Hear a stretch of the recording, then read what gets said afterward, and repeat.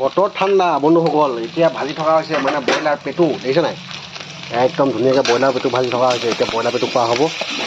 বৰষুণ দি আছে যিহেতুকে এতিয়া কৰিব কি, ব্ৰইলাৰ পেটু ভাজি এতিয়া খাব লাগিব। কিহৰ লগত চাই থাকক, আপোনালোকে দেখাই আছোঁ কিহৰ লগত খাম আজি। আমি মানে য'তে ত'তে বহি পাতি অকল খোৱা বোৱাকে চিন্তা কৰি থাকোঁ, কাৰণ দিনটো আমাৰ খকুৱা যে আমি ৰাৱণ খকুৱা খাই নোপোৱা, সেইটো কাৰণে আমি এনেধৰণৰ কামবিলাক কৰি থাকোঁ। উপায় নাই, এতিয়া ধুনীয়াকৈ বনাই মেলি আজৰি কৰি লওঁ, তাৰপিছত আপোনালোকে চাই থাকিব আৰু আমি খাই থাকিম।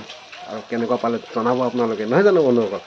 মানে ব্ৰইলাৰ পেটু আপোনালোকে খাই নাপাব এনেধৰণে ভাজি পেলানি কিমান ধুনীয়াকৈ সিজি আছে নাই?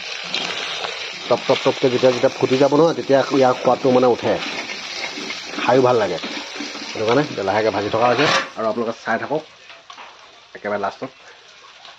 চেনেলটো ছাবস্ক্ৰাইব কৰি থৈ যাব, নাপাহৰিব, লাইক এটা দি থৈ যাব আৰু লগতে আপোনালোকৰ আশীৰ্বাদটো মানে কমেণ্টটো দি থৈ যাব।